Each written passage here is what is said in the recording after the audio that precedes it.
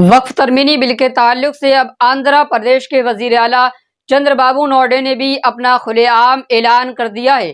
दोस्तों, इस वक्त ये सबसे बड़ी खबर निकल कर आ रही है कि वक्फ तरमीनी बिल के ताल्लुक से आंध्र प्रदेश के वजीर आला ने भी हिमायत की है कि हम मुसलमानों के साथ थे और मुसलमानों के साथ रहेंगे। दोस्तों, all India Muslim personal board का एक वक्फ बोर्ड जब आंध्र प्रदेश के वजीर आला चंद्रबाबू नायडू के पास पहुंचता है और वक्फ तरमीनी बिल के ताल्लुक से उनसे बातचीत होती है, तो इस बातचीत के दौरान आंध्र प्रदेश के वजीर आला चंद्रबाबू नायडू ने क्या कुछ कहा है, हम इस वीडियो के आखिर में देखेंगे।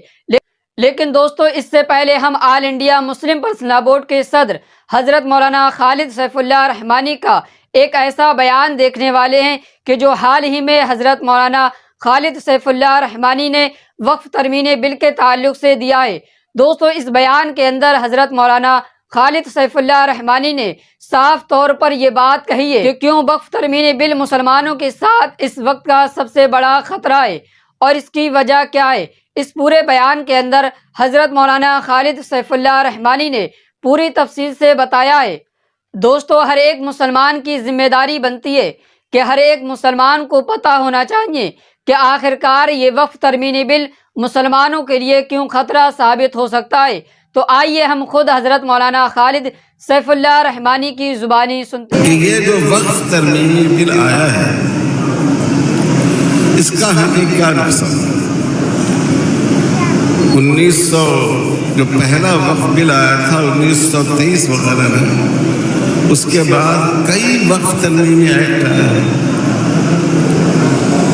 उन बिलों के लाने का मकसद ये था कि वक्फ की जायदाद को महफूज और नफावर बनाया जाए। और ये जो अभी वक्फ का बिल लाया जा रहा है, इसका वाज़ेह मकसद ये है कि वक्फ को आपके हाथों से छीन लिया जाए। ये कानून तो बिल तो बहुत लंबा है और जैसा आपने सुना 40-50 दफ़ात हैं इसकी। बाज़ दफ़ा ऐसी है जो खुद कई शकों को शामिल है, लेकिन चंद जो मोटी मोटी बातें हैं जो आम से आम आदमी भी समझता है, वो ये है कि ज़माने कदीम से एक कानून में गुंजाइश रखी गई है वक्फ बाय यूज़र। अगर कोई चीज़ बतौर वक्फ के इस्तेमाल होती आई है तो चाहे उसके लिए कोई डॉक्यूमेंट मौजूद नहीं हो, उसको वक्फ ही समझा जाए। और ये सिर्फ मुसलमानों के लिए नहीं है, तमाम मजहब के लोगों के लिए। अब आपकी ये मस्जिद है, मैं समझता हूँ कि काफ़ी कदीम हो। ज़रूरी नहीं है कि आज जो हमारे मुतवल्ली साहब हैं उनके पास इसका पूरा डॉक्यूमेंट मौजूद है। किनकी ज़मीन थी, कितनी मिक़दार थी, इसका नंबर क्या था, कब कैसे वक्फ की गई, कौन उसके गवाह थे। इतनी मुद्दत गुजरने के बाद इसका मौजूद होना ज़रूरी नहीं है। दिल्ली की जामे मस्जिद 400 साल पहले बनी। आज अगर कोई आपसे कहे कि साहब आप इसके डॉक्यूमेंट पेश कीजिए कि ये ज़मीन मस्जिद के लिए वक्फ हुई थी, वरना सरकार को हवाले कर दीजिए। हैदराबाद में मक्का मस्जिद है, औरंगज़ेब आलमगीर रहमतुल्लाह अलैह के ज़माने की है। आज कोई कहे, बल्कि उनसे पहले किए, मुकम्मल किया औरंगज़ेब आलमगीर रहमतुल्लाह अलैह ने। आज कोई कहे कि आप उसके डॉक्यूमेंट दीजिए तब हम उसको मस्जिद मानेंगे। तो आप बताइए, इन मस्जिदों का मस्जिद होना आप साबित कर सकेंगे? नहीं कर सकेंगे। इसलिए एक उसूल तमाम मजहबी स्थानों के बारे में ये माना गया है, तमाम धार्मिक स्थलों के बारे में, कि अगर मजहबी मकसद के लिए उसका इस्तेमाल होता आ रहा है तो उसको उसी की मिल्कियत समझा जाए। अगर एक जगह है बतौर मंदिर के इस्तेमाल होती आ रही है, वो मंदिर ही माना जाएगा। अगर एक जगह बतौर चर्च के इस्तेमाल होती आई है, उसको चर्च माना जाए। अगर एक जगह पर एक ज़माने से गुरुद्वारा बना हुआ है, उसको गुरुद्वारा ही समझा जाएगा। इसी तरह अगर कोई जगह ایک زمانے سے مسجد، قبرستان، عیدگاہ وغیرہ کے طور پر استعمال ہوتی آئی ہے، مدرسے کے طور پر استعمال ہوتی آئی ہے وہ جگہ، تو وہ جگہ انہی کی ملکیت سمجھی جائے گی۔ اس صرف مسلمانوں کے لیے نہیں ہے، جیسا کہ میں نے بتایا ہر مذہب کے ماننے والے کے لیے۔ اب اس قانون میں کیا بات کہی گئی؟ اس قانون میں یہ بات کہی گئی ہے، اس بل میں، قانون تو ابھی نہیں بنا ہے، کہ وقف بائی یوزر کو نہیں مانا جائے گا، صرف کسی چیز کے کسی خاص حیثیت سے، ایک زمانے سے، ایک مدت سے استعمال ہوتے رہنے کی وجہ سے اس کو وقف نہیں مانا جائے گا۔ اس کے لیے ڈاکومنٹ پیش کرنا ہوگا، دستاویز پیش کرنا ہوگا۔ آپ سوچئے کہ ملک بھر میں کتنی مسجدوں اور قبرستانوں کا دستاویز ہم لوگ پیش کر سکتے ہیں۔ پہلے تو انگریزوں کے اخیر دور تک تقریباً یہ جو ہم لوگ رجسٹری کرتے ہیں زمینوں کی، اس کا بھی رواج نہیں تھا، زبانی بے ہوتی تھی، لوگ اپنے طور پر لکھ کر دے دیتے تھے۔ اپنے اپنے گاؤں میں آپ دیکھیے پرانی زمینوں کو، بہت سی زمینیں جو ہے بے لا کلامی کہتے تھے، اس کو صرف زبانی بے ہو جاتے تھے۔ تو اگر یہ قانون بن جائے تو آپ سوچئے ملک بھر میں کتنی مسجدیں، کتنے قبرستان، کتنی عیدگاہیں اور کتنی ہماری جو مذہبی چیزیں ہیں، اس میں مدارس بھی ہیں، یہ سب خدا نخواستہ ہمارے ہاتھ سے نکل جائیں گے۔ آپ محسوس کیجئے کہ یہ کتنے نقصان کی بات ہے۔ نمبر 2، اگر وقف کی زمین میں کوئی نزاع پیدا ہو جائے، ایک زمین ہے، اس میں مسلمان مردے دفن ہو رہے ہیں، قبرستان کی حیثیت سے ہے، کوئی آدمی آ کر دعویٰ کر دے کہ یہ زمین ہمارے دادا کی ہے، قبرستان کی نہیں ہے، تو ابھی اس کا حل یہ ہے کہ اس کے لیے ایک خاص ادارہ وقف ٹریبونل قائم ہے، جو عدالتی انداز پر کام کرتا ہے، جس میں کوئی ریٹائرڈ جج بھی ہوتا ہے، جس میں احکام شریعت سے واقف آدمی بھی ہوتا ہے، ایک حکومت کے مینجمنٹ اور انتظامیہ کا آدمی بھی ہوتا ہے، 3 آدمیوں کا ہوتا ہے۔ وہ پورے معاملات کو سنتا ہے، ثبوت و شہادت کو دیکھتا ہے، فیصلہ کرتا ہے، وہ فیصلہ نافذ ہوتا ہے۔ اگر اس فیصلے سے کوئی فریق مطمئن نہیں ہو تو اس کے لیے پھر عدالت میں جانے کی گنجائش ہے، وہ کورٹ میں جا سکتا ہے، وہ ہائی کورٹ میں جا سکتا ہے، اس سے مطمئن نہ ہو تو سپریم کورٹ میں جا سکتا ہے۔ اب اس بل میں کیا کیا گیا ہے؟ اس میں ٹریبونل کے جو پورے اختیارات ہیں وہ ان سے لے کر کلکٹر صاحب کو دے دیے گئے ہیں۔ کلکٹر صاحب پورے معاملے کو سنیں گے، وہ فیصلہ کریں گے، اور اگر انہوں نے کسی زمین کے بارے میں کہا کہ مجھے اس میں شبہ ہو رہا ہے کہ یہ وقف کی زمین نہیں ہے، تو وہ زمین آپ سے لے لی جائے گی۔ آپ جانتے ہیں زمین پر سب سے زیادہ ناجائز قبضے کن لوگوں ہیں؟ سب سے زیادہ ناجائز قبضہ زمینوں، وقف کی زمینوں پر سرکار کا، دوسرے نمبر پر عام لوگوں کا ہے، اور ان عام لوگوں میں ہمارے مسلمان بھائی بھی شامل ہیں۔ تو اکثر و بیشتر جو وقف کا کیس چلتا ہے وہ وقف بورڈ اور حکومت کے درمیان، یا وقف بورڈ اور حکومت کے زیر اثر کسی کمپنی اور ادارے کے درمیان۔ حکومت چاہتی ہے کہ وقف بورڈ مقدمہ ہار جائے، ایسا بھی ہوتا ہے کہ وقف بورڈ کے ذمہ داروں پر دباؤ ڈالا جاتا ہے کہ آپ مقدمہ ہارنے کی کوشش کیجیے، آپ ڈاکومنٹ کورٹ میں داخل مت کیجیے، جو وقت ہے حاضری کا آپ اس وقت غیر حاضر ہو جائیے۔ یہ تو ابھی کی صورتحال ہے۔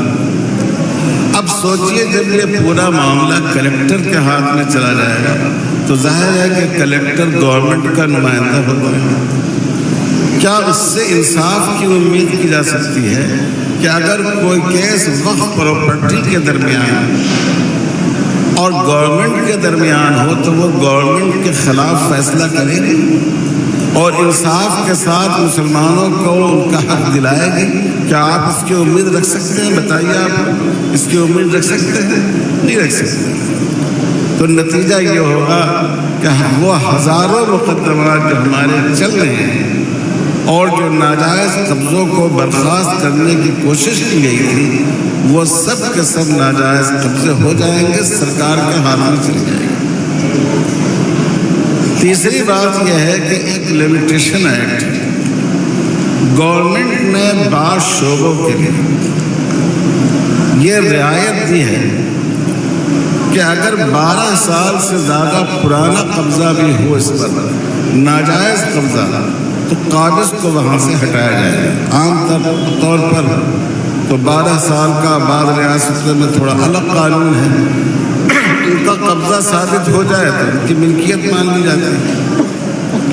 لیکن وقف کو اس ایکٹ کے تحت رکھا گیا ہے کہ اگر کسی وقف کی زمین پر 50 سال سے بھی کوئی کمپنی قابض ہو، سرکار قابض ہو، کوئی فرد قابض ہو، تو اس ناجائز قبضے کو ہٹایا جائے گا، وہ زمین واپس لی جائے گی. اب اس بل کے تحت یہ ختم کر دیا گیا ہے. یہ جو رعایت تھی وقف کے لیے، یہ رعایت ختم کر دی گئی ہے. حالانکہ یہ رعایت صرف مسلمانوں کے اوقاف کے لیے نہیں ہے، جو دوسری مذہبی مقدس مقامات کی جو املاک ہیں ان کے لیے بھی یہی قانون ہے، لیکن مسلمانوں کے لیے اس کو ختم کرنے کی کوشش کی جا رہی ہے.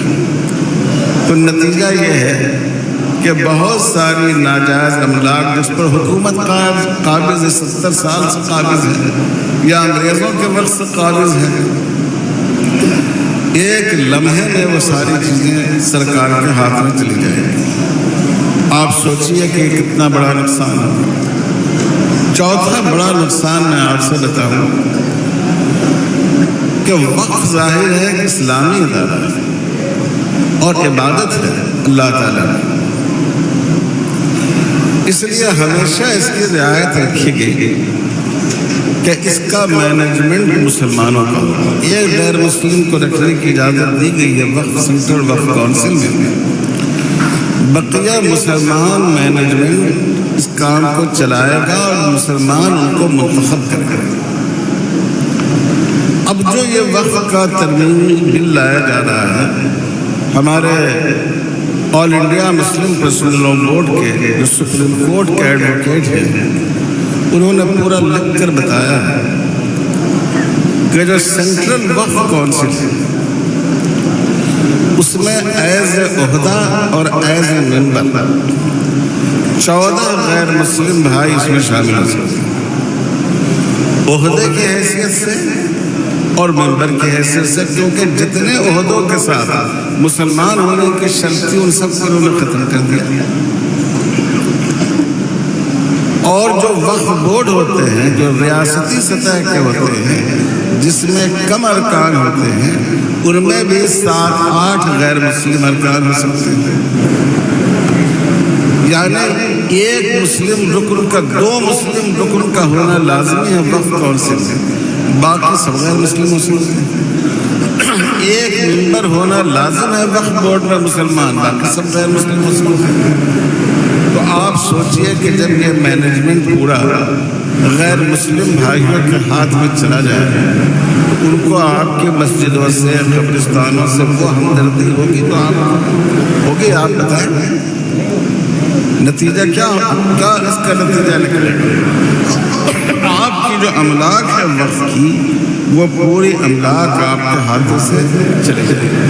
دوستو ہم دیکھ لیتے ہیں کہ آندھرا پردیش کے وزیر اعلیٰ چندر بابو نائیڈو نے آل انڈیا مسلم پرسنل بورڈ سے وقف ترمیمی بل کے تعلق سے کیا کچھ کہا ہے. دوستو جو کچھ آل انڈیا مسلم پرسنل بورڈ کے وقف کے ساتھ چندر بابو نائیڈو کی بات چیت ہوئی ہے، اس چیز کو آل انڈیا مسلم پرسنل بورڈ نے اپنے لیٹر پیڈ کو جاری کرتے ہوئے کچھ اس طرح لکھا ہے. آل انڈیا مسلم پرسنل بورڈ کے ایک وفد نے ریاست آندھرا پردیش کے وزیر اعلیٰ چندر بابو نائیڈو سے ملاقات کی اور وقف ترمیمی بل 2024 سے متعلق اپنے اعتراضات اندیشوں سے انہیں واقف کرایا. وفد کی قیادت بورڈ کے جنرل سیکرٹری مولانا محمد فضل الرحیم مجددی نے کی اور ان کے ساتھ اراکین بورڈ مولانا محمد ابو طالب رحمانی، جناب ڈاکٹر عبدالقدیر خان صاحب کے علاوہ تلنگانہ اور آندھرا پردیش کی اہم دینی و ملی شخصیات اور تلنگو جنرل سیکرٹری بورڈ نے وزیر اعلیٰ کا شکریہ ادا کرتے ہوئے کہا کہ آپ ہی کی ہدایت پر اور آپ ہی کی ممبران پارلیمنٹ کی کوششوں سے یہ بل دیشم پارٹی کے بعض مسلم وزراء اور MLA بھی شامل تھے جوائنٹ پارلیمنٹ کمیٹی کو سونپا گیا۔ اب تک حکومت کا یہ معمول رہا ہے کہ وہ اہم بل پارلیمنٹ میں پیش کرنے سے قبل متعلقہ گروہوں سے مشورہ کرتی تھی۔ اس سے قبل جتنی بھی وقف سے متعلق کوئی ترمیمی بل پارلیمنٹ میں لایا گیا، مسلمانوں کی معتبر اور مقتدر دینی و ملی شخصیات سے مشورہ ضرور کیا گیا، لیکن اس بار یہی مرتبہ بغیر کسی مشورہ کے ایسی ترمیمات تجویز کی گئی جو وقف کی منشا اور موقف اور وقف کے پورے تصور اور اس کی حیثیت کو بری طرح متاثر کر دیتی ہے اور وقف املاک پر قبضوں کا راستہ ہموار کرتی ہے۔ جنرل سیکرٹری بورڈ نے وقف ترمیمی بل پر مسلمانوں کے اہم اعتراضات پر مشتمل 10 صفحات کی ایک یادداشت بھی وزیر اعلیٰ کو پیش کی، جس میں بل کی تمام متنازع ترمیمات اور اس پر مسلمانوں کے موقف کو تفصیل سے پیش کیا گیا۔ وفد نے وزیر اعلیٰ سے گزارش کی کہ ان کی پارٹی ایک سیکولر پارٹی ہونے کے ساتھ ساتھ مرکزی حکومت کی ایک اہم حلیف جماعت بھی ہے، لہٰذا وہ کسی بھی صورت میں اس بل کی حمایت نہ کریں۔ مسلمانوں نے کثیر تعداد میں ای میل بھیج کر اور آل انڈیا مسلم پرسنل بورڈ سمیت مسلمانوں کے تمام اہم دینی و ملی جماعتوں نے جوائنٹ پارلیمنٹ کمیٹی سے بالمنشاف مل کر اپنا موقف زبانی و تحریری دونوں طور پر کمیٹی کے سامنے رکھا ہے۔ وزیر اعلیٰ چندر بابو نائیڈو نے وفد کو یقین دلایا کہ ان کی پارٹی ہمیشہ سے ہی مسلمانوں کے ساتھ تمام جائز مطالبات کی حمایت کرتی رہی ہے۔ آپ کے میمورنڈم کو ہم غور سے پڑھیں گے اور اس پر اپنی منصفانہ رائے مرکزی حکومت کے سامنے رکھیں گے۔ یہ ملاقات تقریباً 1 گھنٹے تک چلتی رہی۔ شرکائے وفد میں سے کئی افراد بھی اپنی آراء وزیر اعلیٰ کے سامنے رکھی۔